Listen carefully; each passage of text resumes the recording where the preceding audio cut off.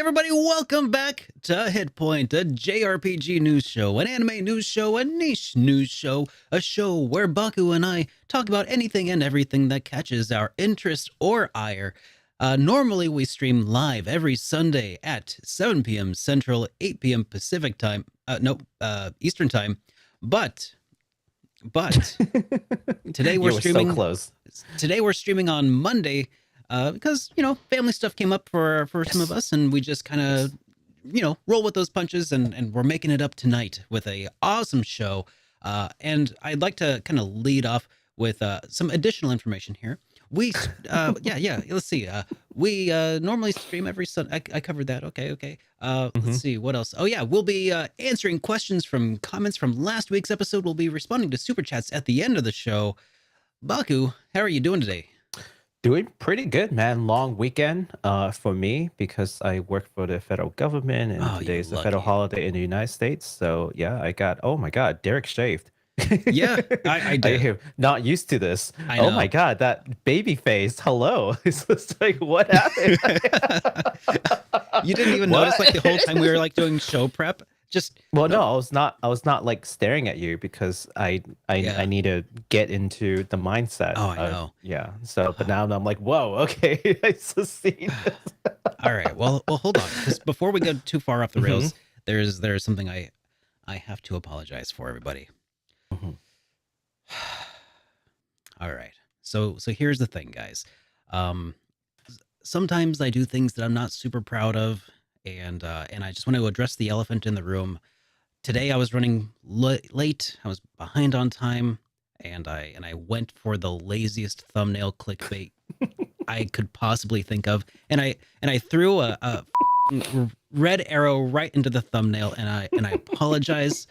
I would tell you that it will never happen again, but I can't back that up. It might happen again. But anyways, the top headline though that I did want to mention though is that Square Enix have put out a statement about Chrono Cross, and it's very exciting information. I'm going to look into this. We're going to talk about it a little bit later on. Getting back to you, Baku, what have you been up to, man? I am just finishing up what is it called? Ida Somnium Files, Nirvana Initiatives. A couple of you have come by to say hello in my Twitch stream. Thank you so much for coming by to hang out. But also I know you were really excited for that game. Yeah, no, it's actually really great. Like, I love the first game, and as I'm playing the second game, like through the first half, I'm like, this is a little underwhelming compared to the first game. But then like at some point there's this crazy twist, and then you're just like, okay, now it makes sense why the first half was the way that it was. Oh. And everything makes sense. Oh man. I mean, the story makes sense, structurally it makes sense. Everything just like it's just a slow burn. Yeah. I see. Yeah, and then you go back and you appreciate the beginning, why it was written a certain way. So you just have to like get through like the first half. It will make sense. You will have that eureka moment, and when you do, you're like, oh wow, I can't believe, wow, okay. That's really interesting. Yeah. This is one of those reasons why I almost always try to finish a game before I can say that I've done a full review. I imagine that my experience, if I did like an experience points video of that, just where I played like the first 5 hours of it, I don't know how long the game is, but like if I didn't get to that plot twist before, or that turn in the story where things just clicked, if I didn't make it that far, my impressions of the video would be wildly inaccurate, it sounds like, huh? Yeah, and that's the hard part about doing these like game reviews. Like, for anyone who's done any kind of content creation would know, Derek knows, it's just rough. Like, this is a really tough schedule. You got all these games, people are like, come on, when are you gonna tell me about how this is? Oh god. Yeah, you play roughly 5 hours of the game, you spend another 5 hours editing the video, you push it out, and then that's it. That's your first couple hours. So take it with a grain of salt, like with all the previews. It's like, hey, up to that point, this is how I feel, right? Yeah. It could change. Yeah. But anyways, it's a great game. I highly recommend it for anyone who would be interested in playing Ida Somnium Files, anyone who's interested in sci-fi murder mystery. It is actually on sale on Steam right now for like $8. It's the first game. $8. Yeah. Okay. It is a steal. It is a steal. Second game, I think it's like $30, which is still pretty good. Mhm. So highly recommended. So come by, hang out. Bakusan JRPG slash Twitch, sorry, twitch.com .tv/ Bakusan JRPG. Links are in the description down below. Down below. Yeah. What about you, So, Derek? What you been up to? in my world, I've been playing through the tail end of Trails of Cold Steel 2. We are past the finale. We are past the divertisement. We are now in the epilogue, and Hmm. it is a very long epilogue, so I've heard. So I might have it finished by the end of the week. I'm hoping. Wow. Yeah, I've just been Wow. blazing through it. Over 100 hours into the game so far. It's really fun. It's really fun. And then I've been trying to just bust my butt on putting out a couple of things. One, Hmm. my review of Golden Sun. It's out. Well, not Hmm. not out. It's out for all of the supporters of the show, all of the channel members, and everybody on YouTube and the Twitch subscribers. They have early access to it right now, which is really cool. Um, Okay. Reactions seem to be pretty positive so far, which Yes. is excellent. So that's going to be coming out here probably on Friday. But Hmm. then I've also been trying to work on this bigger video project that's going to come out in March, and that is part of why I shaved my face. But I'm not gonna. Oh, Yeah, oh, yeah. oh, wow. Okay. You know, a little bit of Hmm. extra dress, little fancier stuff going on. You know, not gonna, not gonna spoil it for everybody. I'll Spoilers, look man. forward to that. Yeah, so that's what I've been up to. But hey, let's go ahead and start talking about some of these comments that we got last week on our last episode of Hitpoint. Heck yeah, let's go. All right, I picked this one from Johnny. Mm, We said I think a lot of people struggle to pick up Xenoblade at the first time. With me, it was the same. Luckily, you get more skills to use over time, and need to time your attacks more while positioning your characters, which makes gameplay fun eventually. hmm. Also, the world opens up, like the story gets more heated. Xenoblade 1 especially is a true adventure. Thank you so much for Yeah. your comment, Johnny. And yes, I've heard that many times from people. I've experienced it personally, and Hmm. I do agree that that's basically how Xenoblade went for me. Yeah. You start I've been told that I dropped it right before it gets good. a darn shame, Right, right? right when the mascot character joined the party, it wasn't because he joined, but it was right around that time that I was just kind of like, you Eh. know, I'm lost in this rainy, swampy area. I got this weird character in my party now. I don't even know what to do. I'm getting out. He grows on you. He grows on you. You get to hear all like the wonderful things that he does, like from other characters that he doesn't Yeah. ever talk about, and you're just like, wow, you are a good dude. Yeah. So especially so in the there's like an after story kind of deal where Hmm. you get to party with um his kids, Yeah. and his kids will like sort of backfill you with some of the things about that character. And then you're just like, wow, he's been this like crazy good dude this entire time, and Hmm. like your heart just warms up a little bit. It's a really well written story, Oh, Xenoblade 1 and okay. 2. Well, I'll have All to give it jokes another aside, shot at some point. It's probably going to be a while though. yeah. If I'm being honest with myself. Um, And to a lot of people who are here, who are Trails fans, I'd probably say the same thing. Like Trails 1, like it takes a little time to kick up. oh And yeah. so you know how much of a shame it is when you see people like give up before like it gets good. That's how Yeah. we feel about Xenoblade. So Yeah. just to put a comparison between the two. Well, I'm older and Yeah. wiser and maybe broader horizons now. Maybe next time I try my hand at it, I'll be successful. I hope you like it. I mean, Uh, there's a chance you might still not like it, but hey, at least you tried. That's all we yeah. asked for. Yeah. The next comment we got here is from Tizzy Ragamovs, who says, after beating Chained Echoes and the wanting to fill the void of wanting something more, I gotta say that Sea of Stars looks amazing, and I can't wait for it. The demo was great as well. I hope the pixel graphic RPGs like this become the big thing of the future because I love this style. Yeah, I Yeah. agree. It was. I think they hit the perfect balance of like it almost looks 16-bit, but way the sprites are way bigger than the Super Mhm. Nintendo could handle. So it's kind of like this it's like they took the best of what the uh the 2D that the PlayStation could do and like just, Mhm. you know, we're aiming for that, I feel like. And it just looks so nice. Yeah, it looked incredible, and I can't wait to get my hands on it. I don't know when I will get my hands on it. Sometimes during wait, I know that's Chained Echo. Chained Echo is coming during the summer. I No, don't no, know no. when Chain I'll Echoes get is Sea of out. Sea of Stars. Stars will come out later. No, Sea of Stars I got comes the out hard in August copy. 29th. Oh, I oh, the got the hard hard copy. Yeah. copy. Yeah, Okay. so I'm not buying the digital again once I already spent the money getting the hard copy and the limited edition, no less, right? So I'm just like, Yeah. okay, collector's edition is coming during the summer.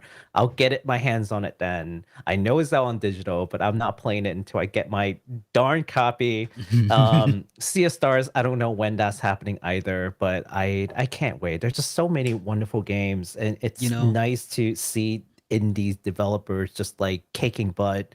yeah. The You brilliant know, thing about this is that it's taking you so long to play this is that by the time you do get to it and you can play it, the people who were avoiding spoilers will not avoid your streams now. They can come and hang out with you and they can. you say that, but like for example, like I'm playing Ida Somnium Files, Yeah. right? People are Uh-huh. still avoiding the stream because like, oh no, I can't watch the spoilers. I'm like, man, this game's been out for like a year, man. I mean, Come to be on. fair, I'm seeing those messages come through as well for Trails of Cold Steel 2 also. And it's like I get it. Yeah, because you don't want spoilers, Hmm. but I appreciate the people who do drop by and Yeah. just say, "Hey, Yeah, it's nice."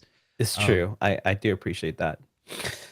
All all right. right. The next one is something that I kind of wanted to address. It's been a little bit, but I think this is a good time to talk about it. And this is Mhm. actually not a comment from any particular viewer in the past, but just many of you have said something along the lines of, "Hey, you guys missed covering ABC game." Just want to quickly address that. Number one, do appreciate that you guys like notice and watch the thing and be like, Mhm. "Hey, maybe you have missed this." And there has been time when we have missed a game or two. Um, Probably like actually a game or two in the past year. But a lot of the times, actually, we don't cover certain things for a couple of reasons. Either A, we're at capacity, which happened a last show. There were Yeah. just way too many things. Like the Bagu was whole actually cutting items from the stream as we were going cuz I'm like, not nope, because nope, nope, nope, nope. I know you were hitting a bit of a brick wall at the end of the show, I think. And Yeah, so was I. We were pretty tired that day for whatever yeah. reason. So it kind of made Yeah. sense to cut a couple things, especially because of number 2, the other reason you're going to say. Mhm. Which is oh, I thought you were reading my mind. No, no, no. I I was was like, it was a "Go on, segue into Derek." your next portion, which you said was Yeah, and well, the other point is that it's I mean, it's either it's an editorial decision or honestly, there just aren't that much information. yeah. So like they'll be like, "Oh, we have a new trailer." Like for example, Octopath 2, they came up with these like character trailers, like Hmm. maybe like once every week. My Yeah, I'm God, not covering no. this like once I a week just know. because they had like a character trailer, right? So it's like Yeah, not substantial enough to, do a coverage on, yeah. right? Separating the So, wheat from the chaff, the wheat from the chaff rather, mhm, is yeah. so difficult because it's like unless you have a list of things that you've already talked about or what you talked about when you talked about them, it is so easy to accidentally start repeating yourself or Mhm. to start talking about. The other option is every time Octopath Traveler puts out a character trailer that's 30 30 to 120 seconds long, do you talk about it? Yep. It's hard. Yeah. I used to do that all the time when I was making the GRPG weekly update. I did it weekly and it drove me Right? bonkers. Right? Yeah, so Absolutely. you have to make some judgment calls. Like, Yeah. is it enough? Like, you Does it see me pass the sitting there the typing and threshold, like, right? Yeah. yeah, that's a threshold. Yeah, and it's not like there's a line somewhere. Like you gotta have it's more of an art than a science. Yeah. The last thing that I would say is there's even a chance that we had already covered a game. That's So the other thing. please, yeah, please watch our previous shows All of because them. this, Watch yeah, every all of one of them. them. All This all is all 50 of our 2-hour RPG news episodes just to Yeah, find out if I'm just do kidding. it. Just kidding. It's like, did you talk about this? I'm gonna make sure we haven't talked about it at all, right? Like watch there's all the shows. I mean, no, that's all right. But I mean, but Um, seriously, it's not really that you don't have to go back and watch those, but just keep yeah, that in no. mind the next time you're like, hey, did you guys talk about this? Yeah, Because no, I there's still a very good appreciate chance it we did though. actually, just not Yeah. in the episode you listened to. Yeah, I still appreciate you coming to watch and interact with us. So this is not like a hate thing or that we're like getting annoyed. Baku, It's why do you hate America? Well, Just kidding. yeah, But moving but on. we do want to, yeah, we do want to make sure that y'all are aware that we take great care in selecting the items. All right. All right. We have a voicemail here also to play. This is one of the lucky dip voicemails from the last several months of not checking the email. So we're more yeah. likely to miss your voicemail than we are to miss the game. Hey guys, I love the show and I want to ask you about if you want to enter a new franchise. Usually do you start by the release order or by the recommended order? I want to play Breath of Fire, but I'm not sure if I should start by Breath of Fire 1 or if I should start by Breath of Fire 3. That's the one that I saw some people recommending me to do. So do you usually play the games in the release order or do you play them in the recommended order that some fans or the community recommended? Well, that's a good question. Mm-hmm. That's a very good question. You first, me first. What do you want? I had time to think about this and Okay. I've got pretty strong thoughts on it as Okay. well. So Okay. I guess I'll just throw this out there. First for Breath of Fire, I think it kind of doesn't really matter what order you play them in because they're not interconnected. If you want to play them all, if that is like a goal, you may as well play them in order because then you'll enjoy the quality of life improvements each step of the way and follow the evolution of the series. But if you really only like are interested in playing the RPG greats, just go ahead and skip ahead to Breath of Fire 3. Or Breath of Fire 2. Some people really like Breath of Fire 2, but if you're going to play Breath of Fire 2, be sure to use the fan retranslation hack that is so good. And so as a general rule of thumb, that's what I will say is if the stories are not interconnected, then play order is really kind of arbitrary, right? So if they're not interconnected, then the play order that I guess the general fan base might recommend, probably not a bad idea. If that'll help you, yeah, I would have no qualms with it. Now, I would say though that there's other games out there that don't fit that criteria. I think probably the most notorious series that I can think of right now is about to have like its ninth, 10th game released in the series, and that's the Trails series, released in the West. That is. I am currently playing entry number 7 in the series. Right. And there's a lot of debate. There's a lot of discussion about where do you start the Trails series because it's kind of a big thing because they are all interconnected. So I'm probably going to make a whole video talking about the Trails series specifically. But suffice it to say, TLDW is just play in whatever order gets you playing, honestly, because the main thing is if you want to play the games, start somewhere. Yeah. The Trail series has a few possible starting points. I don't think you could necessarily go terrible as long as you pick like the first entry in to the arc, right? In an arc. Yeah, exactly. So like don't start with like Trails of Cold Steel 2. That would be weird. And you're weird for thinking about doing that. Maybe don't start with Cold Steel 3, then I'm gonna go to Cold Steel 1, then I'm gonna go to Sky and then come back to Cold Steel 2. Yeah. Like just pick up at the beginning of an arc somewhere. And Hajimare no Kiseki or Trails into Reverie probably also not going to be a super great entry point. So I would say Trails in the Sky FC, Trails of Cold Steel 1, or Trails from Zero. Those are 3 decent jumping in points. Figure one out, whichever one appeals to you, and because if playing through all of them is going to keep you from like playing the one that you want to get to. Like if it's just too overwhelming, then screw it. Just play whatever you want. Don't let other people decide for you. You know. Yeah, no, I think I largely agree with Derek. Actually, not largely, completely agree with Derek. I think in general there are three kinds of series that you can think of. The first kind would be I'll give you an example. The first kind would be non-related Final Fantasy.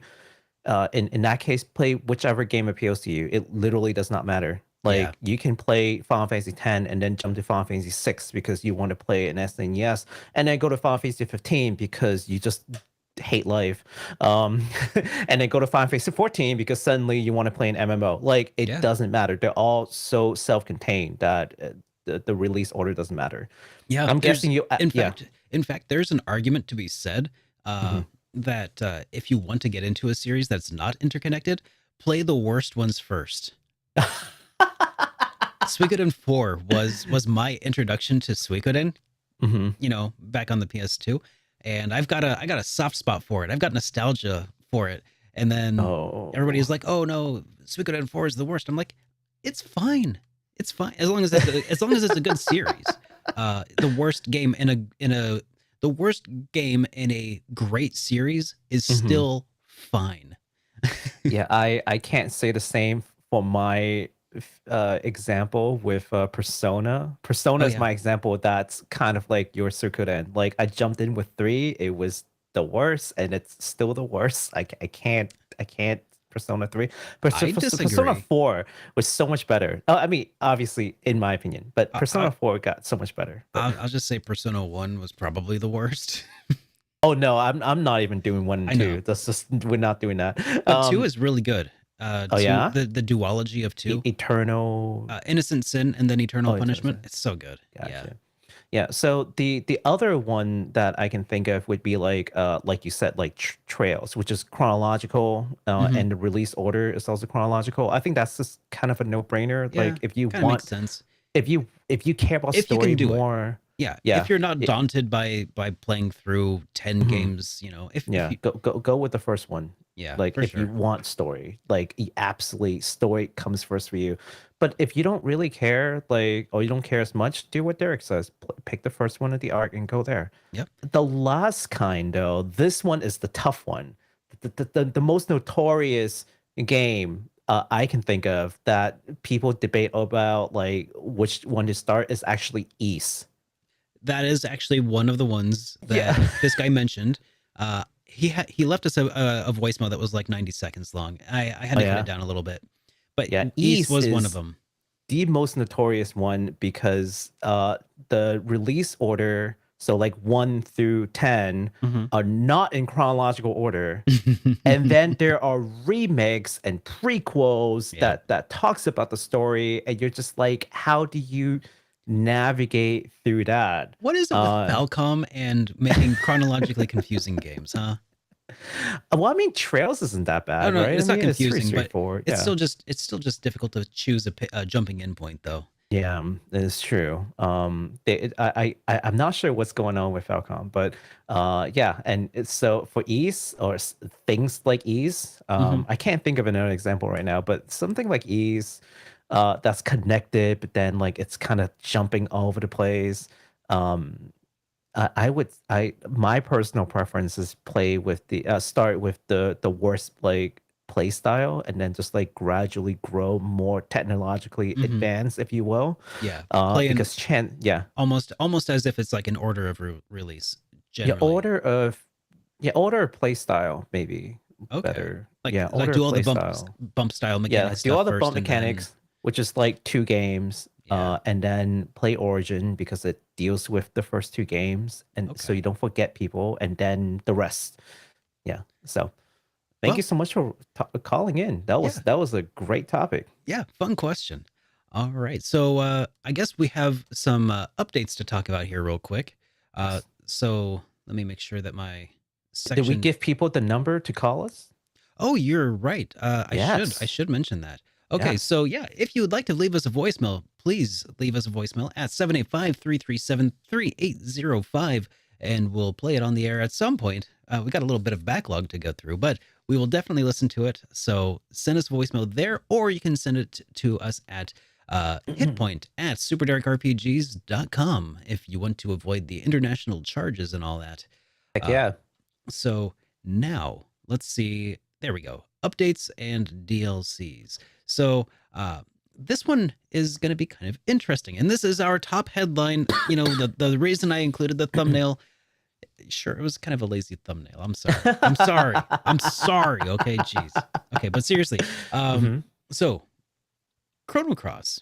Square Enix have announced that a new update for Chrono Cross for the Radical Dreamers edition is coming in late February. I figure we could just look at this on my screen here real quick. Okay, so this is it. He says, "Hello, everyone. This is the Chrono Cross Radical Dreamers Edition development team." They said, following the launch of the game last year, we're planning on a release update this month. The update includes a wide range of changes, such as frame rate improvements, changes to the growth system for Pip. So that's actually a super interesting, and fixes for other bugs. I'm going to talk about that one with Pip here in a minute. Yes. Thank you so much for all of your thoughts and feedback on Chrono Cross, the Radical Dreamers Edition. Have you discovered all the secrets that the original director Masato Kato added to this remaster? What? And then we hope you downloaded the update and that you continue to enjoy the game into the future. Thank you for, continuing support of the Radical Dreamers Edition stuff. Okay, cool. Yes. So that is super interesting. Because the first thing is the frame rate. While I would say that it wasn't any worse than the original PlayStation was, like, sure, it had frame rate issues, and it's a little it feels weird that it's like maybe it should have been 60 FPS and it was dipping down into like, down as low as like 20, 15 FPS at times. It was kind of rough. Yikes. Right? But here's the thing. They also didn't have the source code to work with when they remade this. They kind of had to backwards engineer a fix for a lot of things. They had to in order to upscale a lot of the textures, to increase the polygon counts of a lot of the characters that they did. They had to do a lot of work already. And the fact that they kind of hacked it to do that is pretty dang impressive. Now, granted, it should probably run greater than 60 FPS, but it ran as good I would say it ran at about an authentic frame rate on the Switch, because the original PlayStation that did not run it at 60 FPS nor 30. It was they honestly, there are some scenes within the Radical Dreamers Edition that ran at a slightly higher frame rate than PlayStation, and there were some parts where it ran at a slightly lower, but it all kind of evens out. But the fact that they're going to be making some frame rate improvements to this, though, I'm curious about what those frame rate improvements will look like. How optimized is this going to be? It took them almost a year. It took them almost a year to put this out. I don't know, when did Radical Dreamers Edition come out last year? Oh my god. It's been a while. It's been a while. I honestly don't remember. It's been so long that's the version I played, and I put out my review of it for Chrono Cross, and that was months ago. So it's been a while. It's been a minute. So that's exciting that they're going to be doing this. Then they're fixing something that was up with Pip's. Pip was a character in Chrono Cross who has this bugged stat system, basically, where basically no matter what you do, they are super weak. Makes them pretty much unusable. But that was a bug that was from the original PlayStation version. Oh, looks like they're actually going back to fix this, though. Like they're that's what they're looking like they're gonna do, is they're gonna fix it. They're fixing the stuff that was already originally broken in the game. So that's pretty cool. This is exciting to me.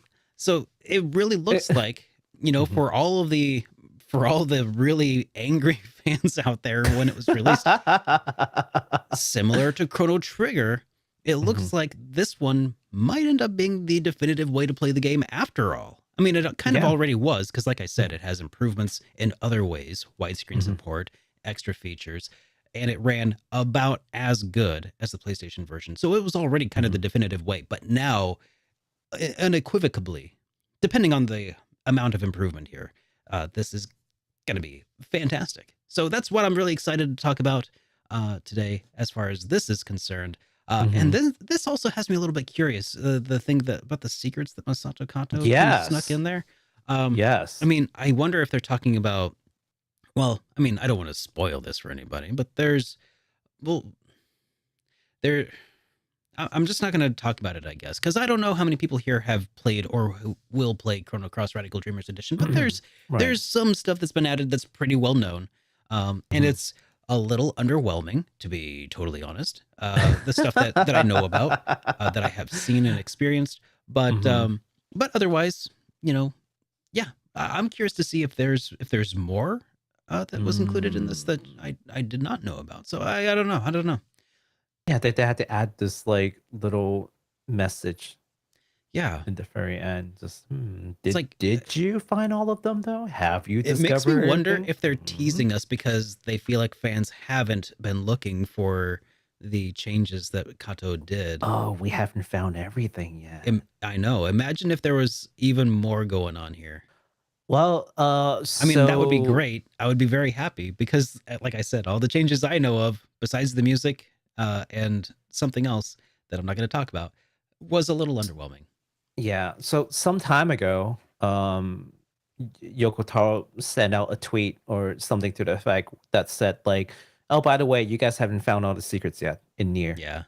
And then everyone went into like a frenzy looking for like there's got to be something else, and they eventually found it, but it took years after the release. That's pretty fun. Yeah, someone eventually found it, but not without like dedicated looking, on Reddit. They're just sharing like, we tried this, did that, couldn't find anything, and boom, someone found it. Who knows? Maybe there is still something on Chrono Cross that no one's discovered yet, and they're just like, to our knowledge, no one has discovered yet. That'd be interesting. So. They haven't gone out quite as far as to say that as blatantly, but well, I guess we'll see. I wish it's true. I'd be interested. The hunt for the Easter egg continues. Okay, so let's go ahead and move on to some updates that are coming out, or not updates, but some games that are coming out this week. Heck yeah. Okay, so here's a little one. I have never heard of this. Have you heard of these guys before, Baku? Well, maybe just like one of them, but okay. Okay, so I'm excited about this one because I'm a fan. So the latest in the series of Yakuza, now Like a Dragon, just reminding everyone that they are moving away from the Yakuza game name. Right. Remix is Like a Dragon Ishin. This is the remake of the previously Japan exclusive Ryugaku Toku Ishin on PlayStation 4, which also marks the first time that the studio is remaking the game that they had released on PS4, giving some fans the hope that maybe the studio will remake some other games, some other older games that they had also previously released on PSP and PS3. In fact, they had asked the studio director whether or not they may be interested in doing that. And we've talked about this before too.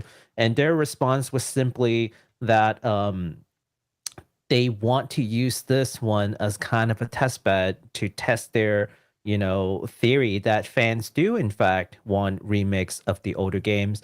For now, they're going to be focused in the foreseeable future. They're going to be focused on basically Like a Dragon 8. They'll focus on the side story with Kiryu. So like basically like current stuff, new items. But if Ishin proves to be successful, and so far the reviews I've seen are pretty glowing, which is pretty good stuff. They may very well, go back and remix some of the older titles from PSP and PS3 era. So we'll just have to wait and see. We do have a new trailer to show you all, so we can be refreshed on exactly what Like a Dragon Ishin is about. So let's take a look. Alrighty. Oh, jeez, that was loud. I know, my bad. No, it's okay. My wash together was really loud. It startled me. Mine was really loud too. That's okay. Yeah. Yes, in case anyone's wondering, there is no English dub for this game. They are speaking in full Japanese in feudal Japan. Speaking Japanese in Japan, Feudal Japan? unplayable. What? Impossible. So yeah, so you play as this main character who looks like Kiryu, but he's not Kiryu. His name is Doma. He's like a historical character in that era. So it just shows you how his story begun, where But like he looks like was, Kiryu. he looks like Kiryu, yeah. He's with his adopted father. He was murdered, and then the guard rushed in, and he got framed, so that he had to run away to try to find the actual killer. So that they're kind of going over like the, here's the famous sumo. Were they gonna bath fight in a? scene. They They're are. gonna fight in the bath scene. They will. Gotta watch out. I played the original. It was in there, and it was glorious. there might be a lot of grappling, the muscular bath? men grappling.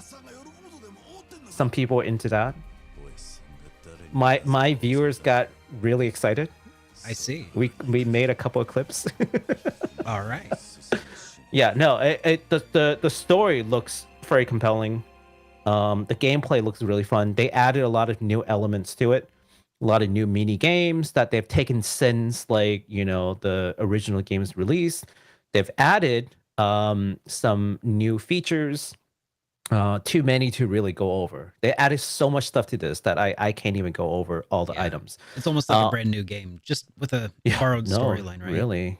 Yeah. So as I mentioned before, in Japan, this is known as the Ryuga Gotoku Ishin Kiwami. The Kiwami moniker, for anyone who's in the series, denotes like a complete remake. So not a remaster, but a remake. Now, I guess it is worth mentioning a little bit that they're actually including VTubers in there now. So that was kind of interesting. American VTuber, no less. Not a Japanese one. Yeah. So there's a group called V Shoujo, which is kind of like the biggest VTuber agency in the States. Yeah. And they actually have like a guest character in there. I think her name is Natasha Nanners. Yes. And wouldn't you know it, she's a cat girl. Of course. Yeah, no, I but knew she's it when huge. you said. Yeah. Okay. I don't know if you ever heard. Have you ever heard of this VTuber named Iron Mouse? Nope. Like millions and I think she has the most. She broke some records on Twitch at some time ago. I think like the most sub ever or something. Like Wow. Yeah, no, like big Rolling in the deal. dough. Yeah, like you've ever heard of like Valkyrie Pokemon? Like Iron Mouse is up there. So she is actually in this agency, Bishojo. And Nanner's like another really big name VTuber also in the agency. So big enough to get a what is it called? Collaboration in here. So this game will be released tomorrow. Best Buy is sending me my copies. I'm looking forward to it. On Are you sure you're PS4, gonna get it, or are they PS5. gonna cancel it on you? Oh geez, yeah. No, it's coming in the mail, so it better be here. Yeah, so PS4, PS5, Xbox One, Xbox Series XS, and PC tomorrow. So yes, I will be very busy. I am actually debating whether or not I want to put One Piece Odyssey on hold and play this instead. I don't know. I'm like, oh guys, I'm gonna play One Piece Odyssey after this. I don't know anymore. I'm sorry, One Piece. I'm a bigger like a Dragon fan than I'm a One Piece fan. So, that's understandable. Yeah. It's tough. It's tough. You know, right? I have a limited amount of time. Yep. All right. So moving along, we have a little bit of news here about Digimon World Next Order. So this is coming out on the Switch and on PC on the 22nd here. So just a couple days away yet. This 2016 Vita game will be coming with a brand new beginner mode for these ports. So keep your eyes peeled for that. Yes. Just really quick reminders. All right. This one's slightly longer. So this game actually first got announced back in December of last year. It is the new strategy RPG from Binary Haze. Oh yeah, this one. Yes, this one. And this one's called Redemption Reapers, and it's just coming in a few days. They released a final trailer 3 days ago, so I don't think we've shown this on Hitpoint. I mean, unless Yeah, no, I don't think they've shown this. You want to look at it? Yeah, let's take a look at it. Okay, let's They pull it up released here. it 3 days ago. I don't know. I mean, we could be time travelers. You never know. So this is supposed to be a very emotional trailer that really gives you the backstory and just like really sells you the game. The piano music's getting to me. The violin, pretty. Oh, the sad. violin. Yeah. I And mean, it's piano. both. Yeah. Oh, Yep. Oh yeah. No, we gotta Yep, we gotta keep lower talking. that volume. Yep. Yep. Lyrics. Copyright. Uh-oh. No. okay. Here, John, we'll just... Okay, I'm got it. We're good. we're trying to advertise your game there, Binary Haze, please. No, I don't think they hit us last time with it, but still, Yeah. we do get hit from time to Good time. guys, Binary Haze. Yeah. So That's some good looking visuals, though. I'll say yeah, for a game that got announced like 2 months ago, they're like, oh, by the way, it's coming out now. It's like, what? for a game by an unknown developer. I mean, like we Yeah, know the relatively developers in them, but I mean, this is Yeah, a brand new relatively company. unknown. Yeah. Yeah. So well, funny thing is I looked into them because I Yeah. said I would. Yeah. And I gotta tell you, I'll tell you my discovery after this, but let's look at the game for now. Okay. All right. Excuse me. Yeah, so the backstory to the game again is that these guys, I think they're known as the Ashen Wolves, and they are kind of like assassins in the battlefield. Yeah. So they're would the cleaners. They go and mop up sticky situations and stuff, right? no, they would ambush whole armies and take them out. Yeah. Yeah. So, and they're kind of, and now that the war is over, they're living the life of like redemption, I guess. Like they Yeah. They're you know, looking they to turn did over what they a had new to leaf. do, but They're that done doesn't mean that killing. they feel justified in doing what they did. So, yeah, they're on the road to redemption in a kind of way. So Reapers obviously refers to their role during the war. Yeah. They literally just come in and just murder whole armies. So yeah, so it's an interesting viewpoint, because a lot of times the games that we play are like usually during conflicts, but seldom do we see games that happens like after conflicts. What happens? Like Yeah. you know, there's certain animes that are pretty cool like that. Like for example, like what happens after you defeat the Demon Lord? What Yeah. do you do? What happens? What happens after the war is over? Like, is it truly peaceful? Like, what do you do? Like, so I think these are pretty interesting, you know, time frame to explore, because as you can see, conflict doesn't truly ever stop. Mm-hmm. So In other words, war never changes. it looks beautiful. The game looks amazing. And that is so gorgeous. Yeah. I just want to see what the gameplay looks like outside of combat. I can't wait. That's the real big question mark for me. Is there such a thing as outside of combat gameplay? I would like to see it. Yeah.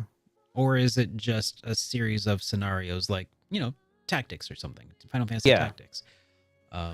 I don't. Yeah, I mean, high responsibly. I really think it's going to be more like tactics, because that's just an easier system to build. And considering that they are lower budget, I don't imagine anything too crazy. But you never know. Yeah. They can always surprise us. But I would say keep your I don't mean you. Expectations I in mean check, like for sure. everyone. Yeah, keep our expectation, reasonable. I mean, we're hyping this a little bit, but it's only because they're such a small developer that it looks great for a small developer. And also Yeah. because it just looks cool anyway. They don't expect like AAA budget, dealing. So Yeah. this game is coming out on the 23rd. So again, I'm just reading chat right now. Just remind everyone, all the games we're talking about right now are games coming out within this week, before the next show, basically. We just give you a recap, remind you the games that are coming this week, some things for you to look forward to as you start the week. Mhm. This is coming on the 23rd on PS4, Switch, and PC. So yeah, I mean, you'll have your answer, dude, in like 2 days. So what were you going to tell us? You mentioned that you dug up something about Binary Haze. What is this? Okay, so it's not so much I dug up something about Binary Haze, or more like I attempted to dig things up on Binary Haze, and it's interesting. So Mhm. I was looking around for information on Binary Haze because, like, remember last time I was saying like they might be some kind of like an offshoot from a larger company. Right. I still feel like that may be the case. So here's the peculiar thing about this. Okay, Mhm. Binary Haze is headed by a person named Hiroyuki Kobayashi. Okay. Yes. Now, Hiroyuki Kobayashi is not the same person, because if you type that in right now, Yeah. you'll find the former Capcom producer, like longtime veteran producer, also by the same name, Hiroyuki Kobayashi. Sure. But they're written differently in kanji. So Oh. they're not the same name. They're only the same name in romanized like Yeah. letters, Romanji. Yep. but it's not the same person. Maybe we don't know, because here's the That would be a weird pretty thing. funny pseudonym, wouldn't it? To like a No, pen name. it would be. It would be. No, because the crazy thing is, Mhm. this person is the CEO of a company, and I cannot find any information about this person. No Huh. past works. Like, you would imagine that the CEO of this, new publishing company would have some past works in some other games in some Yeah. capacity. Nothing. I've looked into Japanese name. I've searched the English. I've searched any way that I could. Nothing comes up for this person other than a couple interviews with like talking about Ender Lilies and talking about this game, Mhm. but no previous works. Okay, and again, if anyone is digging it up right now, they're like, "Oh, it's the former Capcom producer." Again, not the same name, not that guy, potentially, unless it is like you said, like it actually is him. He's just using like a different, pen like name. a pen name of sort, right? Yeah. A Which code would name. be actually believable, because this company, along with AdGlobe, which is actually the developer working with them, Yeah. so they're not just a publisher. Mhm. Like, the CEO actually is directly involved with the development of the game in this Yeah. case. So it's not like a Square Enix thing where like, oh, I'm just giving you money, you're just gonna make this game for us, and it's our IP. This is somebody who's Binary like doing Haze, project management or something. yeah, Binary Haze actively works with it. So Hiroyuki Kobayashi is a director of, even though he's the CEO of the publisher, but he's also the director for this game, Okay. So he's with very AdGlobe active. like developing the game. Yeah, so they're extremely active. Like, it's a different kind of relationship. But I can't imagine a CEO and a director working with all these seasoned veterans and then not having some kind of like historical work. Yeah. That would be pretty wild to just be someone out of the complete blue, right? Yes. So it's extremely bizarre, and which makes me feel like it's not a conspiracy theory per se, but Mhm. I just feel like You got your own they're pet doing theory this. going on though. That's cool. Yeah, they're probably doing this on purpose. Like, Probably. it's for a reason They're that trying you to can't build up find this. mystique, right? Yes. And it is a mystery. So, hey, feel free to look into this. This is just what I know. But hey, if you guys find anything new, let us know. We're curious. Well, Yeah. here's what I know. Octopath Traveler 2, they put out their final trailer. We can take a look at that if you want. Let's do it. All right. Speaking of another game that I'm excited for. I know. Oh, God, looks so good. So I've had a chance to play the demo, Mm-hmm. And so has everybody because it's freely available. Yes. For some reason, it was really difficult to find it on the Nintendo Switch. So I ended up just Really? playing it on Steam. Yeah. Mm-hmm. Okay. Yeah. So there were a few standout characters that stood out to me. Wow. There's I know, isn't that just beautiful? Man, I think that the dancer, Oswald, he's incredible. His story is gonna be so good, dude. The voice acting is incredible. It really is. Oh, Throne was also great. The music's amazing. I mean, the music from the previous game was incredible. So Oh, yeah. I'm just waiting for it. I know. I was playing this demo, and it was so like there was just a moment when I was playing through it. The music kicked in, and I'm like, God dang. The It's like music, Goosebumps and the game Octopath Traveler. I had forgotten how much I loved it. Like Mhm. legitimately, it's just been so long since I played Octopath Traveler that I was just like, oh, this is going to be interesting. I wonder if it's just going to more of the same or whatever. And it's like, nope, it sucked me right back in. And I was back 5 years younger playing this game down in my basement, back where I used to stream these games. This was such a I swear, if they just fix that one glaring issue with the story like interconnectiveness, that's Well, all I ask. so That's here's all what I've they heard. need to do is just fix that one glaring issue. So what I've heard, so what they've done already that I can verify is that they do at least introduce themselves to one another, kind of in a generic way. But they do at least. It's not just like, hey, you bump into somebody and then all of a sudden you're walking together. Like, they do at least like say hello, nice to meet Oh, you. the previous game was like that. They just It bumped really into each other, was. like, would you like to hear my story? Do you want to Exactly. play through the prologue? It's like, Exactly, what? exactly. So they've addressed that, but then I've also heard that some of these characters have interconnecting, like overarching stories that Oh, please do. Please the do. bad guys, like one chapter is gonna like Yeah. dovetail in with another person's chapter. I mean, I they hope that did a that's the good- case. They did a good job tying that together in the previous game, but by then it was like Too literally late. the very end. So it's not enough. Mhm. It's nice that they did it, but it's Yeah. just not enough. Like we Yeah. need a little more connectiveness like throughout Yeah, to be coherent. Yeah. and they've said that they've heard our, you know, Right. they've said this a few times where they're like, yeah, we heard the feedback and we're taking it into consideration, you know, Yeah. and the game will show that. And I think that so Absolutely. far it has, but we just haven't had a chance to see just how good of a job that they've done at accomplishing the goal of addressing that criticism, which is what we're talking about right now. Not necessarily, you know, I'm not skeptical. It just hasn't yet been. The Verified. proof is in the pudding, right? Mhm. And I haven't Yeah. eaten any pudding yet. So, we eating good though. oh, That's for God, sure. yes. So it's coming Yeah. out on the 24th for the PlayStation 4, PlayStation 5, Nintendo Switch. Steam release will be a day later on the 25th. And like I said, the demo is available on all of those supported platforms. So go check them out. Yeah. And hopefully you can find it on Switch because I typed in Octopath, nothing came up. I was like, okay, Really? yeah, Octopath. Oh. When I did a search for just Octopath, it brought up Octopath Traveler 1. I could pre-order Octopath Traveler 2. Mhm. That's it.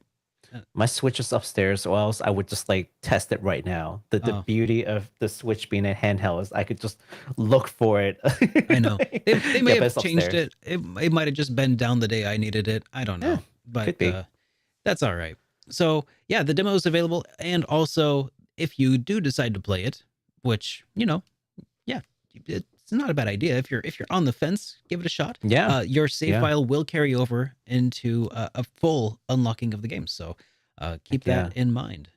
I'm kind of glad that like demos are coming back. Like Oh my demos were God. gone for a while, and now Uh-huh. demos are coming back, and I'm like, Me too. I kind of welcome it. You know, Yeah. let me tell you, it's way easier to get demos to make videos about than it is to get advanced copies of review codes. That's It's- true. It's yeah, it's not so easy. All right. Well, moving on, we've got a quick reminder. Grim Guardians Demon Purge, which we have talked about a couple of times. That's the side-scrolling Metrovania by Integrates, coming out on the 23rd for PS4, PS5, Xbox One, Xbox Series XS, Switch, and the PC. So if you are dying for another fast-paced, side-scrolling kind of game like Mega Man and Azure, Mhm. then yeah, Grim Guardians got you covered. It's that same DNA from Inti Creates. Art looks amazing. The gameplay looks really good. So yeah, check that out. All right. So that does it for all of the games that were coming out this week. So we did get some new announcements, though, that we should Oh yeah. definitely talk about here. Starting with the Atelier Marie remake, because we just got confirmation that the launch date for the upcoming Atelier Marie remake will be during the Atelier 25th anniversary presentation. Or rather, not it will be. That was when it was revealed. It was during that presentation. The Yes. developer said that the game will launch on the 13th of July. It is not yet 100% confirmed that this international release will fall on this date, since the presentation was entirely in Japanese. This does, though, align with the English international site's summer 2023 release window. So keep an eye out, and we'll let you know when we get more information on this game. Yeah, absolutely. I think all the Atelier fans were super excited, despite the chibi graphics. I think we're all looking for a way to experience the game that started it all, right? So yeah, I think that's pretty cool. I think I've heard that they're going to be adding a lot of systems in. They haven't detailed it yet, but it's not going to be like just like the playing game. But it's not just a now port it looks of prettier. Yeah.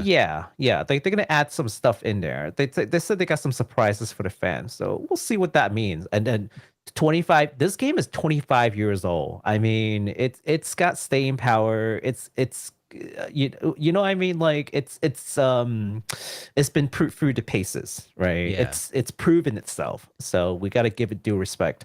This next game, though, is a brand new game. It actually got got shown off during the IGN Fan Fest, which happened over the weekend. There were quite a few games that were on display, and this particular one at least caught my attention, that I wanted to cover. This is from developer Halbert Studios and publisher Freedom Games, which we've heard Freedom Games before. They actually published quite a few really interesting games, and I think this is no exception. This game is called 9 Years of Shadow. It is another Metroidvania game, super fast-paced, really pretty looking. So in this world, color and hope has been erased in the past 9 years thanks to an ancient magic that curses the world from a place called the Talos Castle. You play as Europa and a magical bear named Apino, I think that's how you pronounce it, who will venture into the castle to put a stop to the ancient magic. The game also has guest composers, Michiru Yamane from Castlevania itself, and also Norihiko Hibino from the Metal Gear Solid games, composing music for them, and also as guest NPCs in the game, which is kind of fun. So yeah, let's take a look at that trailer so you can see why I was pretty excited about this. All right. Yeah, let's pull that up here. Yeah. No singing, so we should be okay with this one. All right, cool. Yeah, so the art, look at the game art. It's like, wow, really good Metroidvania, and you get to wear different armors with different attacks and different like movement abilities. Yeah. So this is the Poseidon armor. You get to like swim around as like a mermaid. This is like the Gaia armor, and you get to do different things. That's wild. This like just reminds, there's the different puzzle solving elements depending on the armor that you wear, because you have different movements, right? This is the fire armor. It looks really good. The motion's extremely fluid. That makes me look like I can tell that I will suck at this game if I ever tried it. I would die so much. Oh, me too. I think you're expected to die a lot. Doesn't that look amazing? It does. Yeah. So yeah, check that out, guys. We are just spoiled. We are spoiled by awesome pixel art these days. Yeah, man. Seriously. And this game is actually coming out relatively soon. March 27th is the release date. Only on PC via Steam. Check it out, all you Metroidvania fans out there. Yeah, that's just a month away, basically. Yeah. All right. Well, so also shown off during the IGN Fan Fest is another look at the upcoming Souls-esque game Lies of P, and and a release time frame as well. So let's take a look at the trailer for Lies of P. I'm a child, and this name would never not be funny to me. That's all right. There we go. It's kind of a Yeah, kind for of a- anyone who's wondering, P stands for Pinocchio. It is a Oh, that's right. That's right. I a forgot. grim retelling of the Pinocchio's tale. Apparently, well, the original Pinocchio tale is pretty grim, but maybe grimmer. Yeah, there's a little bit of gameplay that I think is in here. I don't know, or not. I wonder, is this Pinocchio Souls? Pinocchio Souls, basically. Disney Souls. I forgot what kind of like art this is supposed to be. Like they said that this is a certain kind of like aesthetics. I just can't remember. It's not steam Lovecraftian? Ah. It looks a little Lovecraftian. Little I just can't remember what they said. I think this is supposed to take place in like fictional France. Sure. Okay. Yeah, I think that that's when Pinocchio takes place in fictional France as well. I honestly looks pretty good. I mean, as far as trailers go, that's some fine looking CGI. Yeah. I haven't seen any gameplay yet though.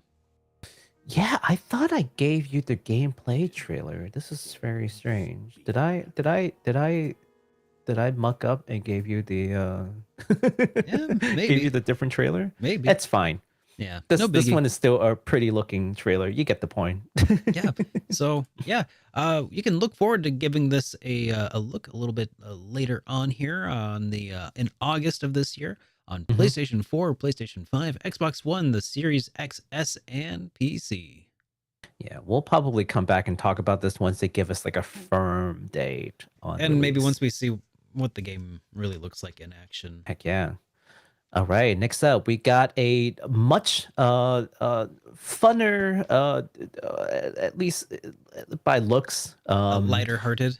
a lighter-hearted game. Although as soon as I tell you the story behind the game, you'll be like, okay, I thought it's supposed to be more lighthearted, but maybe not.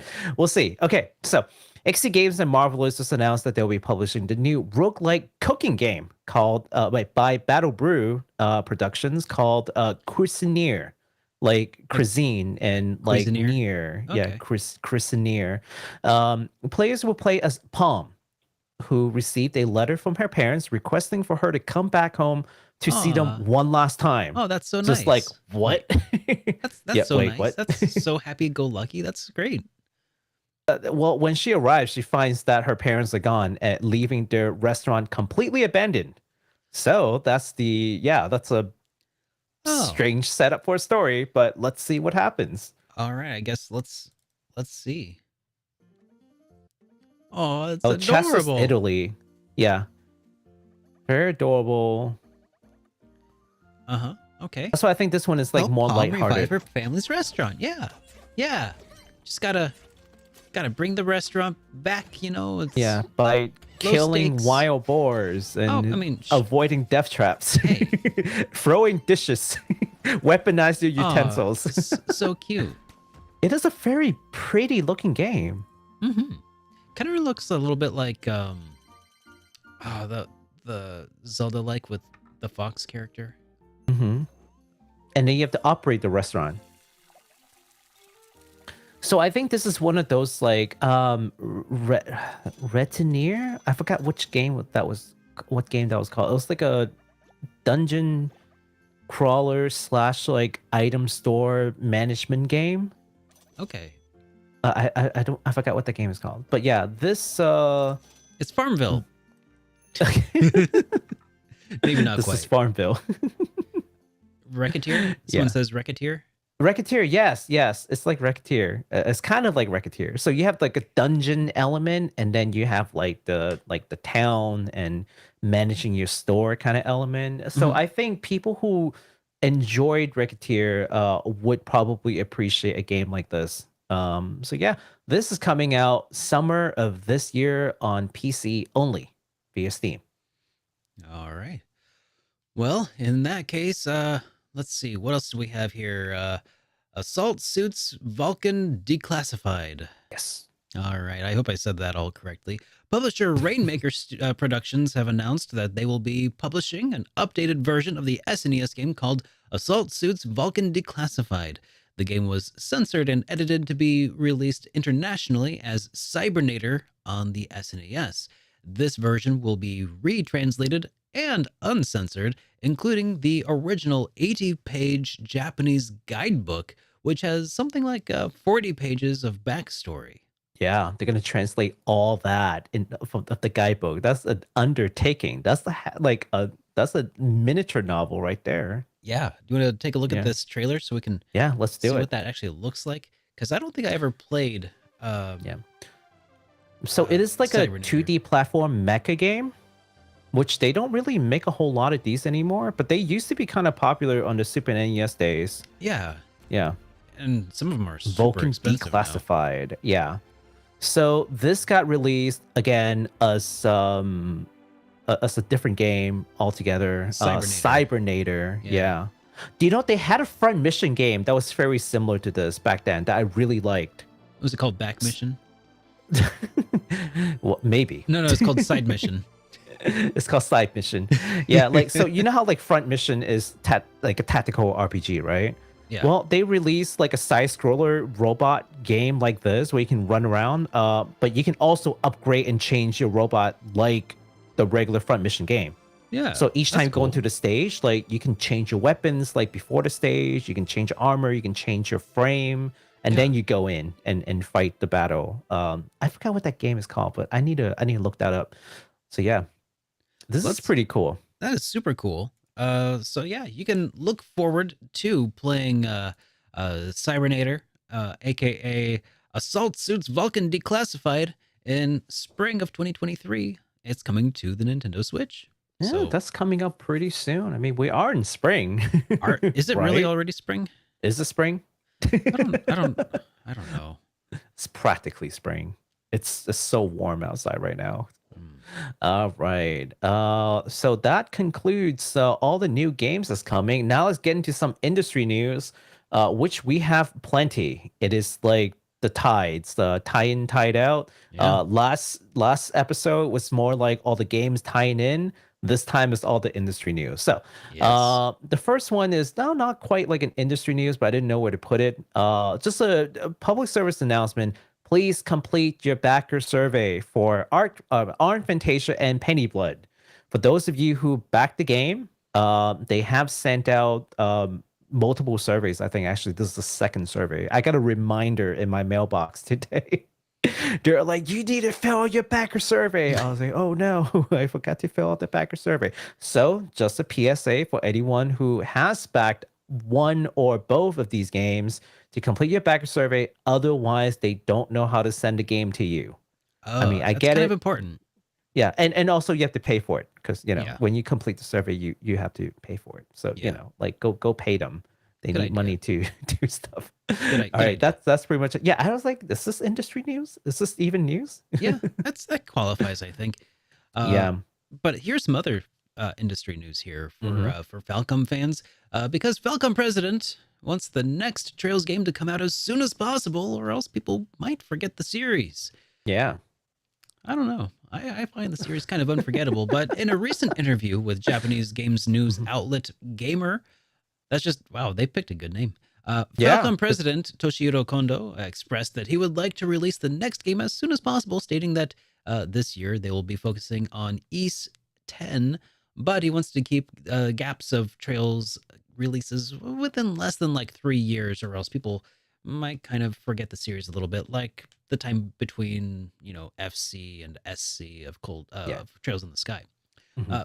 Further, he thinks that the newest game will feature gameplay mechanics and a system similar to Kurohyō 1 and 2, but more sophisticated and with new ideas mixed in. So that's kind of exciting. Yeah. Yeah. So I know, just- we just- could possibly forget about Trails. right. I as soon as I saw that headline, I'm like, what are you like talking about. What did you read the original Japanese article? Was it I sensationalized or was it? I did. That's what I was gonna say. So I found that originally from Noisy Pixel, they had their translation, and they had done their due diligence and checking with multiple translators. So shout out to Noisy Pixels again. Of Nice. course, they're great. They're great people. But I've also done my personal due diligence. Go to the link, go read it, and I'll link you guys the Gamer article later. But basically, what he has said is this. He wants to make sure that the gaps would be something like less than 3 years. Otherwise, people would forget the series like that time with Sky SC. It's like basically verbatim is what he said. And so he's basically implying that, back then with Trails SC, people kind of forgot about Trails like series as a thing in general. Like they only released FC, they haven't released SC yet. It took too long to release SC, and by the time they released SC, people kind of forgot about FC, right? But I mean, obviously, and you and I are thinking the same thing, and I'm sure chat's thinking the same thing. We're in a very different world than when FC came out. Like internet's a thing. In a with way, so many games in a way, no, because let me tell you, Right. as somebody who feels like I'm constantly just trying my hardest by trying my hardest not to lose relevance, trying hard not to lose attention span. Like luckily, Trails at this point is like a cultural cornerstone for JRPG fans. Right. So it's not likely to happen, but relevance it's not always just about the release of quality. I wish it was. But a lot of times, especially here on YouTube, you need both quality and quantity. And the quantity is what keeps people from forgetting that you exist. And the quality is what keeps them coming back. So it's such a balancing act. So I can totally understand his own internal struggle to say we need to make sure that it's like we get consistent releases. Right. Yeah, well, for plus sure. the other thing is, if you remember one of the interview from some time ago, he says that he's probably not going to spend too much resources, if any, doing remakes because he wants to focus his resources on completing the Trails series before his staff retires. There's that right? too. And Yeah. there's a lot more story planned. So, they're on a tight schedule as it is. So it kind of corroborates with like him wanting to release one like within a 3-year gap. If nothing else, there's the whole relevancy thing, but also to finish the entire series in like a reasonable time. And who knows how many more games is like left that they have like on the planning, book. Like I'm sure they've written out 3 more. 3. You think so? No, I have no idea. Oh, Just I have confidently, no idea. Yeah. Yeah, but it's interesting stuff. Did you want to talk about the gameplay systems? Of Kudo? So okay, well, so another thing that he touched on briefly is that they asked him about the newest game and what kind of like things people can expect. So there he said that the newest game to come out, whenever it comes out, will have very similar gameplay mechanics and system as Kudo 1 and 2. Yeah. So I mentioned that, but I also I said that, but I have no idea. I've never looked at a trailer for Kudo 1 or 2. Have you not? No. So I have no idea what he's talking about. So I don't know. No thoughts on it. Yeah. I don't know how I missed that from you, but I just have a way of saying a lot of information very quickly, I guess. If Mr. Inval is here, he would tell you that I have a way to just like zone out. Baku only hears what he wants to hear. Basically. That's how I got my raises. I'm sorry, what you were saying that I didn't too well here? Oh, I heard what the good stuff. So are you gonna pay me more now? Nicely done. All right. Well, the hopefully Final Fantasy's not hearing Final Fantasy 14 is not hearing the only things that they want to hear, because there are some things that they probably don't feel like hearing, but it's being said anyways. Oh. And this concerns the Far Northern Attire. Is it infringing on cultural IP? It's a What? weird thing to ask about. So the Saami Council, and I'm pretty sure I'm mispronouncing this because it's Nordic, and they're like some of the hardest languages to pronounce. It is a non-governmental organization of the Nordic Sami people. So this council is urging Square Enix to remove their new cosmetic DLC called the Far Northern Attire in Final Fantasy 14. Okay. The council's president, Aslot Holmberg, again, definitely butchering the name, but here we are, states that it is not about sensitivity, nor is it whether or not the depictions of the Sami culture is being appropriated, which you would imagine that's what their complaints is about. Okay. But rather, it is because the elements of the outfit are the property of the Sami culture, and therefore FF14 is infringing on their intellectual properties. Now, the reason why I thought this was interesting is because this is an interesting angle from a group of, from like a cultural group, to claim that any kind of like company is infringing on their culture on the basis of intellectual property, and not like, oh, you're appropriating our culture, which there's no legal basis, right? But as soon as you talk about intellectual properties, it sounds like they want to make it a legal case, which is a very different take. And their ramifications. Yeah, I'm sorry, this might sound insensitive, but that's stupid. it is. It absolutely is. And I don't. Okay, so just to clarify, Okay. I don't. And I'm not a lawyer, but Yeah. from You're what not? I know Oh, no. about. Oh no, I'm not a Okay. lawyer, so I can say whatever I want, and it's not against my Yeah. professional whatever, because I'm not a lawyer. But from what I do know about intellectual properties, they don't really have a standing, but they're trying to make it a case about intellectual property, which is interesting.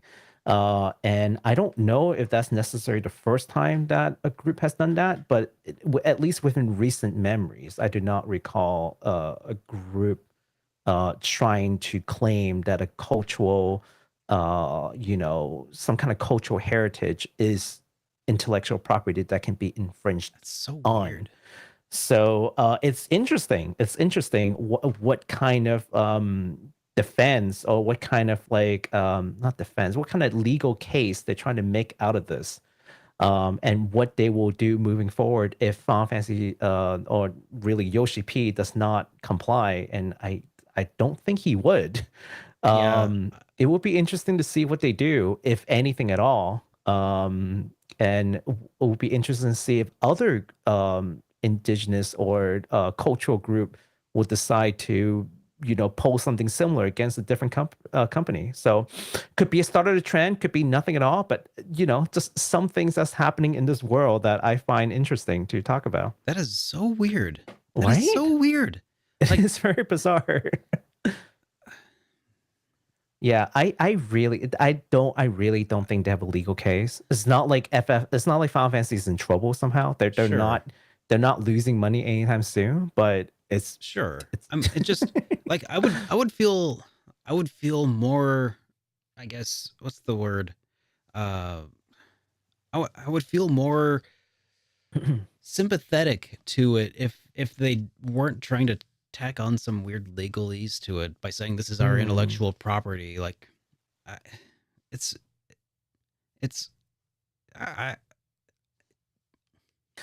mean, for starter, the group Okay. would have to actually represent a certain group of people and Right. have their consent. not That's just a certain one group, hurdle. but the entire group. Like, Yeah, it would have to which is somehow one hurdle. Which, Yeah. I mean, I don't know how many people are in the Sami culture, I guess.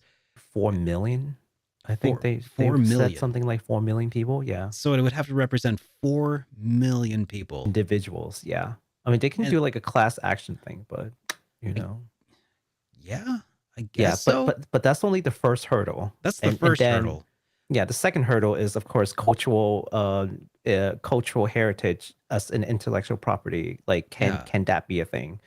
And so far, we have never seen a case, at least that I know of, where anyone has successfully sued people on a cultural heritage standing. And if anything, I think cultural heritage cannot be trademarked or as like. That's another you know, thing. Like you have yeah. to, in order to have a trademark or to have intellectual property, you have to Yeah.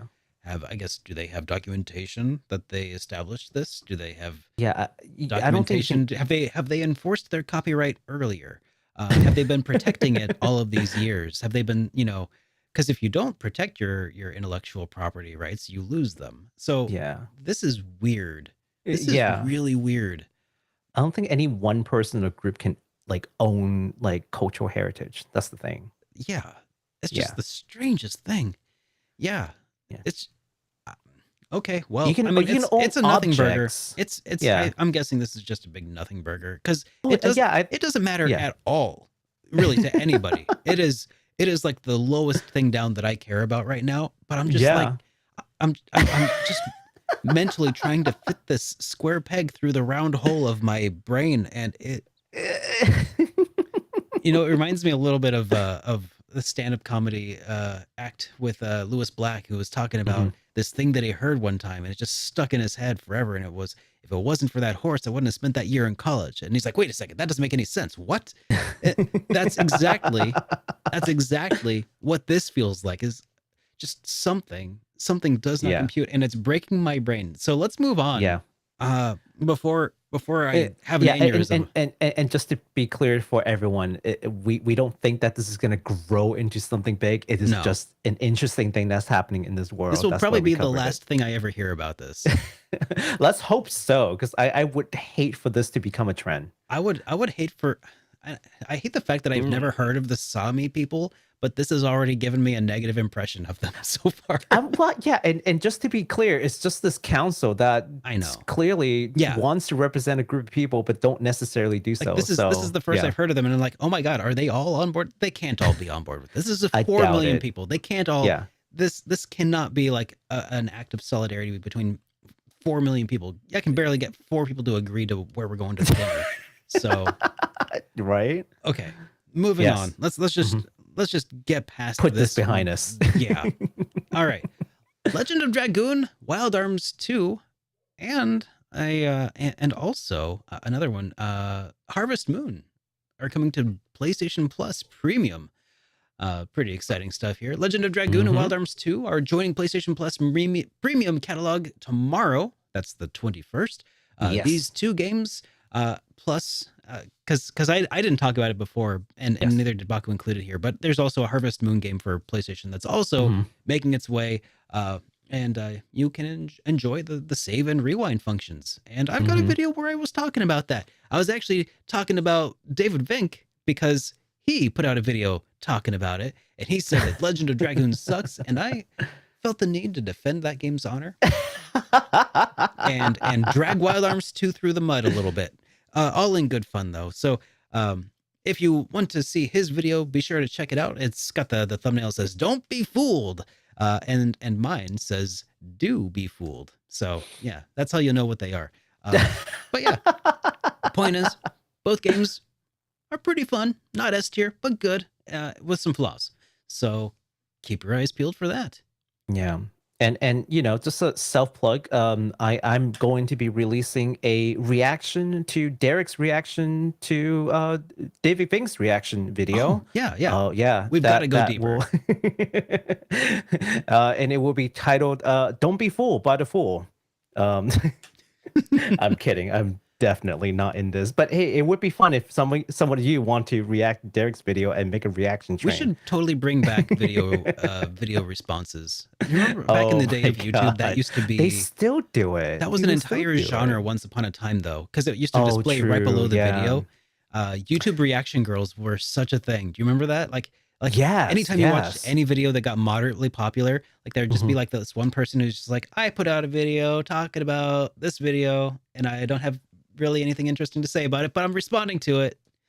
Oh, you know what? Reaction. Someone Yeah. tried to, like, who were the idiots who tried to trademark reaction or React something or Bros. another?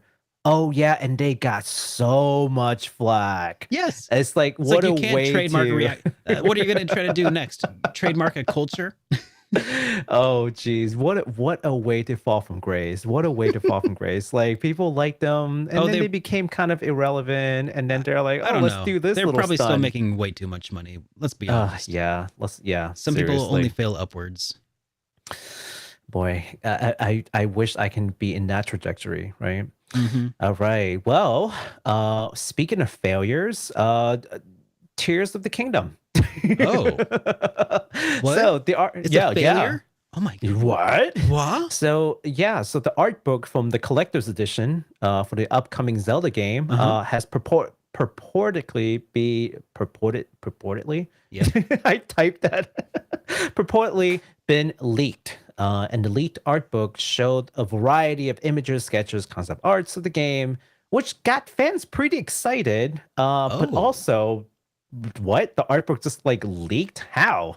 No one knows. And I was streaming yesterday and someone came in and they're like, "Oh yeah, I was looking at this leaked art book." And I'm like, "Are you talking about like Zelda?" And they're like, "Yeah. So I'm like, "Okay, so someone has actually seen these and you could probably find it." Now, not that we encourage leaking things, Mm-hmm. obviously, because that's theft.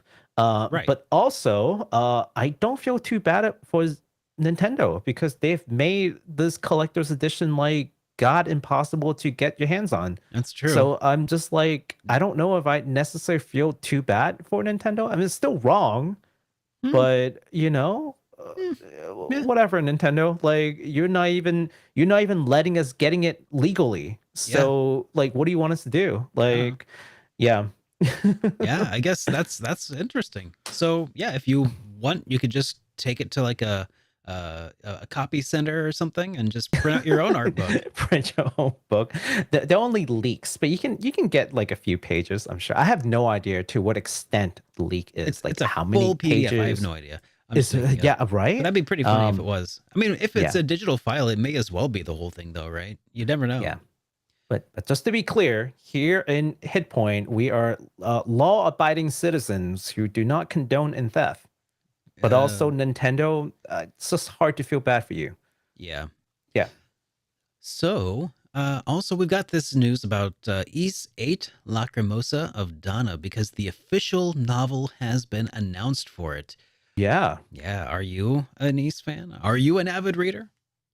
I hope so, because then this news will be exciting to you. Yes. So this official novel is written by Anna Kashina and going to be published by Dragonwell Publishing with a paperback and digital launches planned.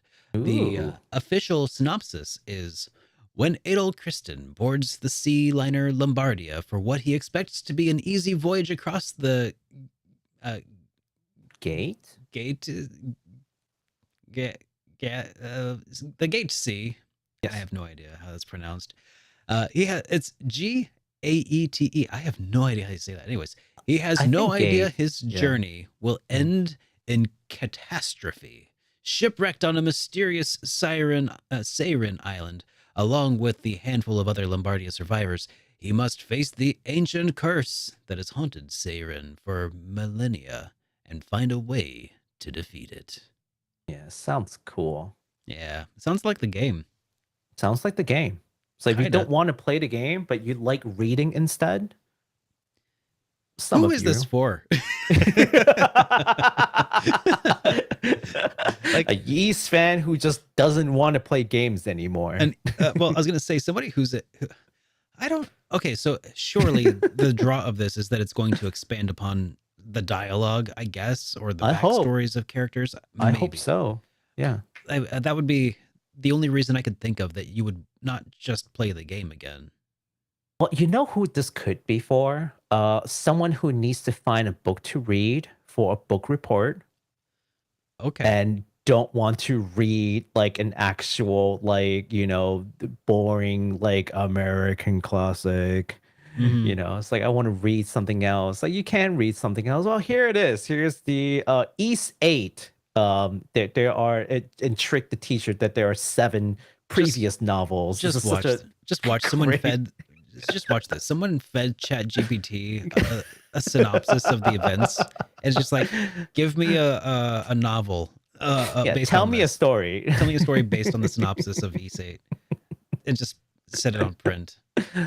Well played, Anna Kashina. Well played. Air quote. Anna No, Kashina. I don't No, but no, like those.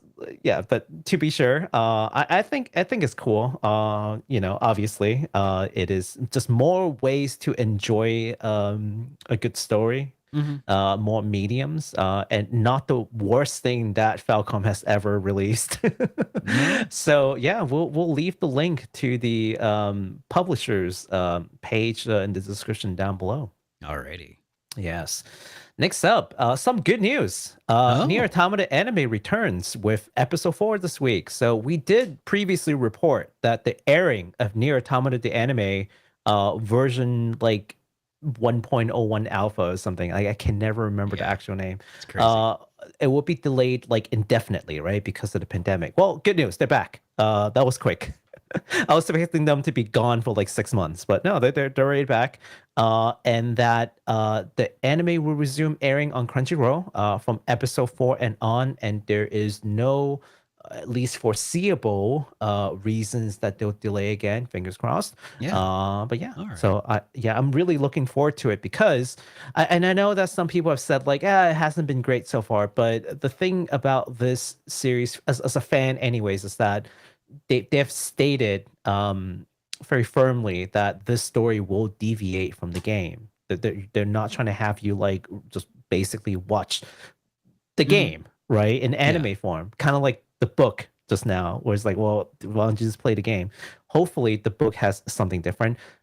They never said it, but for the anime, for NieR Automata, they have stated openly and definitively that there will be things that's different. Please look out for them, and it will be enjoyable for fans and also people who have never touched the game alike, which is good because a lot of times you have these derivative works that expect you to have already played them. Yeah, and then like you watch the new Dragon Quest, well, not new anymore, but the movie Your Story. Or Final Fantasy 7 Advent Children. You're like, what is going on? Yeah, if you've never played a game, you're like, oh, I'm so lost. It looks really pretty. Yeah, I'm so lost. Who's this? I can confirm because I hadn't, because when I watched it, I had barely played Final Fantasy 7 before. Oh yeah, so you had like no idea what's going on. I mean, I knew all of the spoilers because of the internet, but that's fair. But like I still have no idea what's going on. I'm pretty sure Geostigma. I'm pretty sure I could watch it right now and still have no idea what's going on. I think the craziest thing would be just Sephiroth popping up towards the end. It's like, who's this guy? Why is he so awesome? But where's, like, he just comes out of nowhere. Like, why does he sound like Lance Bass? Unless you watch the Japanese version. All right. Yeah. So pretty cool stuff. And speaking of NieR Automata, Derek, what do we got for merch? Oh, well, Let's talk about some merch stuff. Sure. I'll talk about NieR Automata merch because merch. If you've ever wanted a life-size 2B from NieR Automata, and you know you have, you're in luck. Design Coco is developing a 1-to-1 scale figure and statue of 2B, and you will be able to pre-order it from Ami. Shipping will probably cost a fortune, but if you're someone who would seriously consider a life-size 2B, this is probably not really much of a problem for you. So this is the only in the planning phases at this point, but we'll be sure to cover this again when the pre-order opens up. Man, the figure industry is going crazy, man. It a used to be like 1-to-1 scale replica of 2B. Yeah. I mean, it used to be these like live scale figures would be either only for events and, maybe like this for display purposes, or, it would be like far and few between. Like lately, they've been releasing more of these, which I'm just curious, like who is affording these things? Who's buying all these? Because clearly someone's buying them, otherwise they wouldn't be making it. Like there's a market for this. It's not the middle class, I can tell you that. top 1% who happens to be a fan of like the NieR series, I'm sure. 1-to-1 scale, I'm guessing, this is just a guess, but it's probably going to be in the neighborhood of a car, a brand new car, and not a bad car either. I'm talking about like maybe $30,000 US. Do you think it'll be what do you think? Will it cost more or less than the Final Fantasy Terra statue? Yeah. Oh, more, definitely more. More. Oh, way more. Because so the Final Fantasy, how much was that one again? Was that 12,000? 12K. 12,000? Okay. Yeah, and then like 14,000 with shipping. Man, you know, you could probably just save yourself some time. Get yourself a real girl and just dress her up like it. I'll give you 30,000 if you just wait.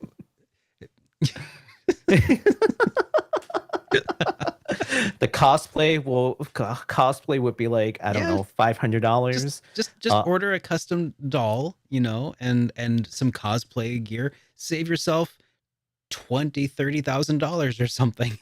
Remember that MasterCard commercial from way back? It was like popcorn, $5, movie tickets, $10. You know, like having a great time with your kids, priceless. Yeah, it'll be something like this. There's some things money can't buy. For everything else, there's MasterCard. There's MasterCard. Yep. They should make a commercial with this TV. Costume, $500. Hiring an escort, $1,000. Well, getting a life-size TV for less than $30,000. Priceless. But yeah, cool stuff. Interesting, and we'll see what it actually looks like. I'm very curious. Like, is it good quality? Is it just like crap? Like, I'm so curious as to what they're doing to do. For God, I mean, whatever it's going to cost, it's going to be too much. So it better be really good, right? I don't think anyone here who's watching the show would actually care about it. To be fair, but it's just interesting.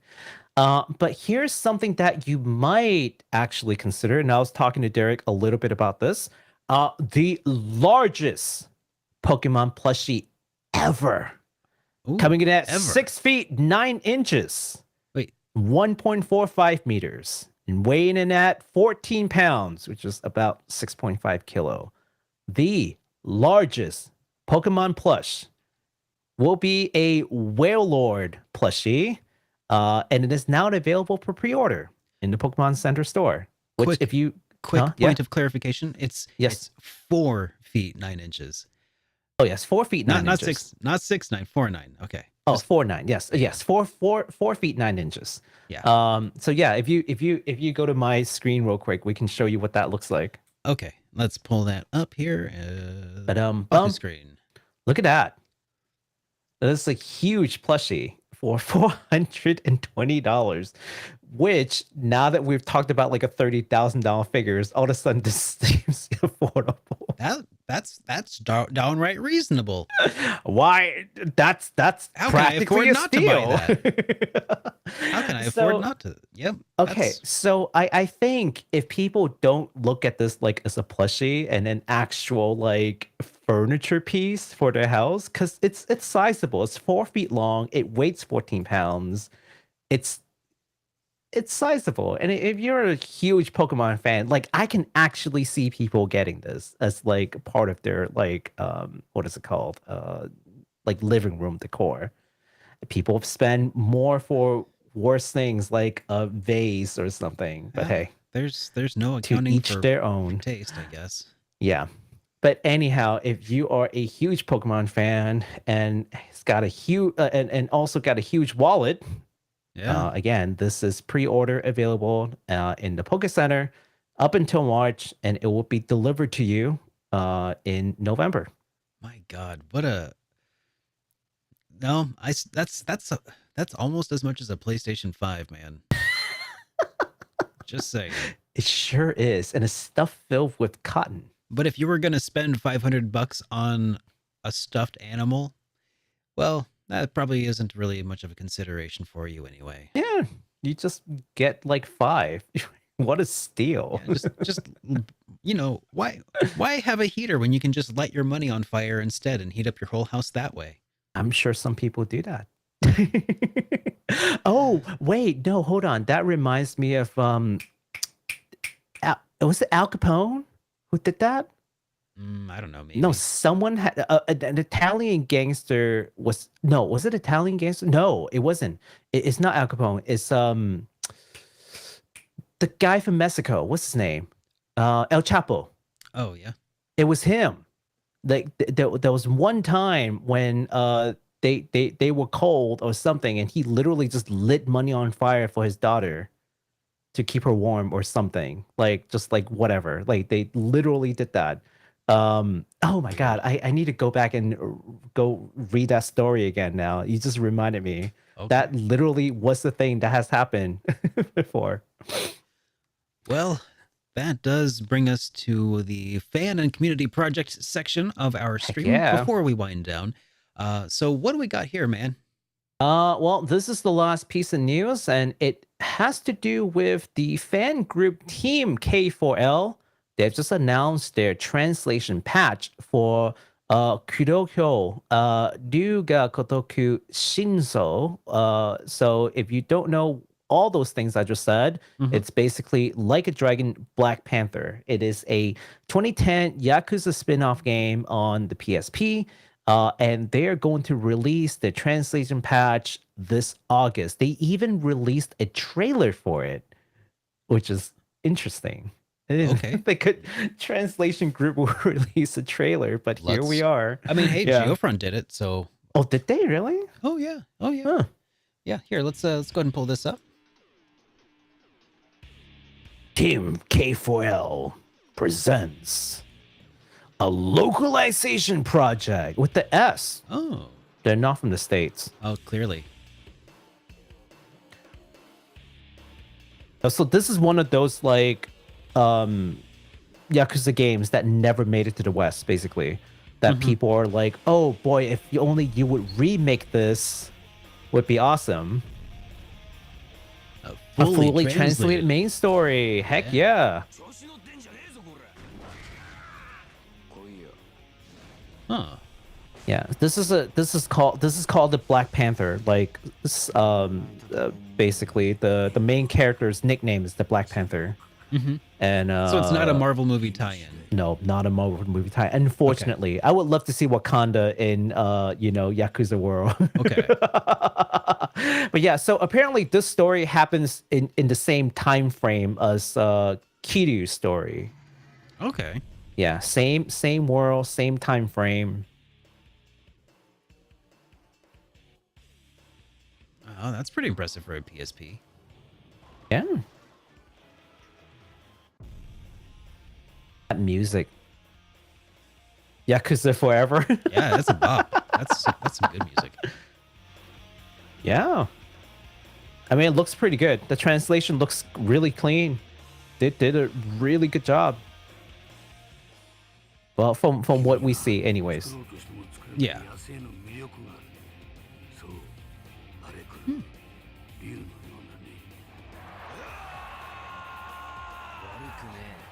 I think Black Panther is like an underground fighter. Like, I think that's his like backstory. That's the vibe I'm getting. Yeah. Yeah. Pretty cool. August 15th. Alrighty. It's a bobber. That's pretty dang cool. Yeah, man. Hey, keep doing those great works out there. Localization and fan translation teams. Like, I think they're like the unsung heroes. Like, at best, they give us really good translations that we can use, like Geofront. And even if things go sour sometimes, they at least like, trigger the companies to release their own official localizations at worst. So either ways, they're doing us a service. So I respect that. And it's out of their free time. They don't get paid, of course. Yeah. Yeah. Well, super cool of them to put that out. Well, thank you guys. All right. So that brings us to towards the end of the stream anyway. We have a couple of super chats to respond to. First one comes from Scott Pilgrim, who just threw out a sticker there with some heart eyes on it. Thank you so much, Scott. Very much. Thank you, Scott. And then we've got another one here from Kansad, who says, "What's up, fellas? What's a game that gave you an adrenaline rush like no other? Adrenaline rush. I know. Adrenaline rush. It's pretty easy for me to remember a game that got me incredibly hyped because it actually just happened to me a couple of streams ago during Cold Steel 2. And I don't know if I would say it gave me an adrenaline rush because I don't think I actually had, the adrenaline pumping, but I was squeeing like a little girl during a certain completely amped up scene. I'll say that there was this fight that took place between, let's say, a radiant blade master and a guy who was, let's just say he was totally lit. Okay. And that's as far as I'll give you about any sort of spoilers, but anybody who's played the games probably knows who I'm talking about.